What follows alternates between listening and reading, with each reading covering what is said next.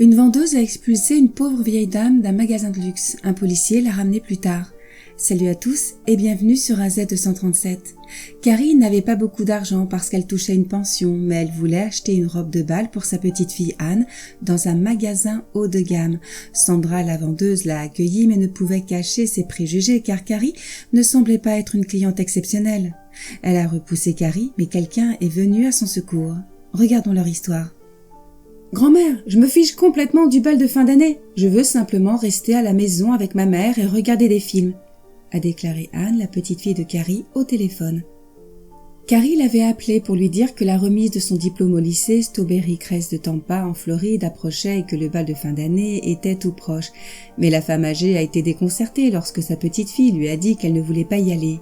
Elle a fait semblant de se désintéresser de l'événement, mais Carrie connaissait la vérité. Carrie ne vivait que de sa pension, tandis que sa fille Lisa travaillait au salaire minimum. Aucune d'entre elles n'avait assez d'argent pour acheter à Anne une robe de bal digne de ce nom, et la jeune fille de 18 ans était embarrassée. « Tu es sûre de ne pas vouloir y aller ? Je suis allée au bal de fin d'année avec ton grand-père, tu sais. Il m'a demandé en mariage de façon inattendue et nous nous sommes mariés quelques mois plus tard. Nous nous sommes aimés jusqu'au jour de sa mort et je le pleure tous les jours. Le bal de fin d'année peut transformer ta vie. » a insisté Carrie, la voix enjouée alors qu'elle tentait de la persuader d'aller au bal de fin d'année. « Je sais, grand-mère, mais j'ai pas envie d'y aller. En plus, je n'ai pas de cavalier non plus, alors ça n'a pas d'importance. Écoute, il faut que j'aille étudier. Il me reste encore quelques examens à passer. On se parle plus tard, » a dit Anne en raccrochant le téléphone trop rapidement pour que Carrie se sente à l'aise. La femme âgée avait décidé d'épargner chaque mois une partie de sa pension pour couvrir les frais de ses funérailles. Elle l'a fait pour que sa fille Lisa n'ait pas à se soucier de payer des funérailles coûteuses le moment venu. Cependant, malgré cette priorité, la femme a estimé qu'il y avait quelque chose de plus urgent à faire en ce moment. Elle voulait acheter une robe à sa petite fille qui le méritait bien. Malgré les difficultés financières et la pauvreté de leur famille, sa petite fille avait travaillé dur à l'école et la femme pensait qu'elle méritait d'avoir une belle robe pour le bal de fin d'année. Elle espérait pouvoir convaincre sa petite fille d'aller au bal de fin d'année et de s'amuser tout en se sentant sûre d'elle et belle dans la robe qu'elle lui achèterait. Le lendemain, elle s'est rendue au centre commercial et a trouvé une belle boutique remplie de robes magnifiques. Elle est entrée et ses yeux se sont écarquillés devant les robes. « Qu'est-ce qu'Anne aimerait ?» se demanda-t-elle en touchant la robe la plus proche. « Bonjour, je m'appelle Sandra. Comment puis-je vous aider aujourd'hui ?» Une vendeuse s'approcha de Carrie, mais elle trébucha sur ces mots pour une raison ou une autre. La femme regarda Carrie de haut en bas et sa bouche se tordit étrangement. « Bonjour, je cherche une robe pour ma petite fille, son bal de fin d'année approche, » expliqua Carrie en souriant à la femme malgré son attitude bizarre. « Je suis désolée, ce n'est pas un magasin de location. Ici, vous devez les acheter, » dit Sandra en joignant ses mains, mais Carrie n'avait aucune idée de ce dont elle parlait. « Je le sais, mais pouvez-vous me montrer quelques-uns des modèles les plus populaires ?»« Les plus populaires sont assez chers. En fait, tout le magasin n'est peut-être pas dans votre gamme de prix. Vous pourriez peut-être aller chez Target, » suggéra Sandra et Carrie comprit enfin l'attitude de la femme. Elle pensait que Carrie n'avait pas les moyens de s'acheter quoi que ce soit et qu'elle ne devrait pas faire ses courses dans ce magasin. Elle s'est sentie immédiatement offensée, mais n'a pas voulu dire quoi que ce soit et provoquer une scène. Elle a continué à marcher dans le magasin, suivie par Sandra. « Je vais juste jeter un coup d'œil, d'accord ?» dit Carrie en essayant de se débarrasser de la femme. « Écoutez, vous pouvez vraiment trouver de belles choses à Target dans votre gamme de prix !» poursuivit Sandra en croisant les bras. « De plus, nous avons des camarades partout. Vous ne pouvez rien cacher dans votre vieux sac moche. » Carrie s'est finalement retournée pour faire face à la vendeuse impolie et ses yeux se sont écarquillés. Sandra lui souriait candidement, la défiant de faire quelque chose, mais elle n'a jamais été du genre à se confronter. Alors elle s'est précipitée hors du magasin, honteuse, et des larmes coulaient sur son visage. Elle était à la sortie du centre commercial lorsqu'elle a laissé tomber son sac par accident et, pour une raison ou une autre, cela l'a fait craquer encore plus. Après avoir été humiliée par cette femme, elle pleurait abondamment quand quelqu'un lui toucha l'épaule. « Madame, vous allez bien ? Je peux vous aider ?» demanda une voix masculine aimable et Carrie leva la tête pour fixer le jeune policier qui essayait de l'aider à se relever. Il se pencha pour ramasser son sac à main et lui adressa un sourire éclatant. « Merci, monsieur l'agent, » dit Carrie en récupérant le sac et en se ressaisissant. « Eh bien, je suis encore un apprenti, je n'ai que 20 ans, mais je serai bientôt officier officiel, » répondit le jeune homme avec humour. « Pouvez-vous me dire ce qui s'est passé ? Eh bien, c'est un peu bête, commença la femme plus âgée. Quelque chose sur le visage du jeune homme lui donnait envie d'en parler. Le temps qu'elle termine, il fronça fortement les sourcils.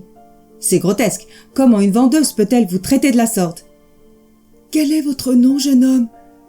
George Martins, répondit-il en regardant vers les portes du centre commercial. Écoutez, mon mentor est venu ici pour prendre un café, mais nous avons le temps de choisir une robe, dit George en entraînant Carrie vers la boutique de luxe. Sandra la repéra immédiatement.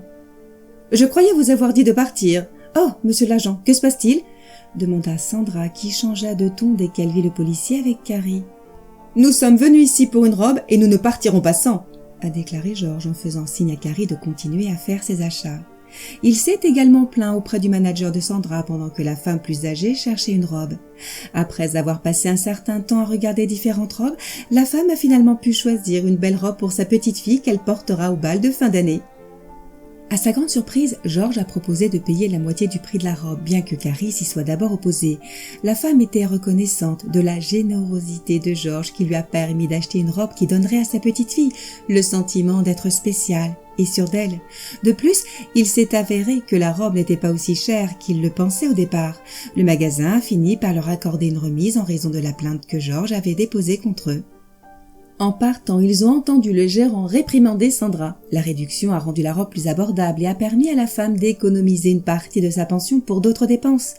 George a accompagné Carrie hors du centre commercial et lui a dit au revoir. Mais Carrie ne pouvait pas laisser partir un jeune homme aussi merveilleux comme ça. « George, avez-vous des projets pour ce week-end » demanda-t-elle en haussant légèrement les sourcils. Il répondit par la négative et George s'en alla.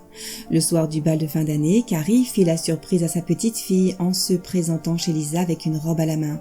Carrie et Lisa ont insisté sur l'importance de cet événement pour chaque jeune et ont aidé Anne à s'habiller. Malgré son hésitation, elle a fini par s'habiller et s'est faite belle, ce qui a réjoui sa grand-mère. Cependant, elle a exprimé une certaine déception, disant qu'il était dommage qu'elle n'ait pas de cavalier pour le bal de fin d'année. Elle a rangé sa robe timidement et faisait ce commentaire pendant que l'on prenait des photos d'elle. Il s'agit peut-être d'un sentiment courant chez les jeunes qui se rendent au bal de fin d'année sans cavalier, car cet événement est souvent considéré comme une occasion romantique. Néanmoins, Anne était belle et se sentait belle, ce qui était un élément important pour profiter du bal de fin d'année. En fait, Carrie regardait fixement et la sonnette de la porte a retenti. Alors qu'Anne exprimait sa déception de ne pas avoir de cavalier pour le bal de fin d'année, George attendait à l'extérieur vêtu d'un magnifique smoking et d'un corsage. Carrie a présenté George à Anne et lui a expliqué ce qui s'était passé au centre commercial et de la gentillesse de George à son égard. Bien qu'Anne ait d'abord été gênée par la situation, elle a finalement accepté le corsage et l'invitation de George à être son cavalier. Le geste de gentillesse de George et sa volonté d'emmener Anne au bal de fin d'année démontrent l'impact que de petits actes de générosité peuvent avoir sur les autres. Grâce à ces actes de gentillesse, Anne a pu assister au bal de fin d'année et vivre une expérience mémorable. Ils se sont beaucoup amusés au bal et 7 ans plus tard, George et elle se sont mariés. « Je t'avais dit que le bal de fin d'année pouvait changer ta vie !» a déclaré Carrie en aidant Anne à porter sa robe de mariée. Quelle est votre opinion au sujet de cette histoire? Dites-le nous dans les commentaires. Merci d'avoir regardé la vidéo. Surtout, n'oubliez pas de la liker et la partager autour de vous. À très bientôt sur AZ237.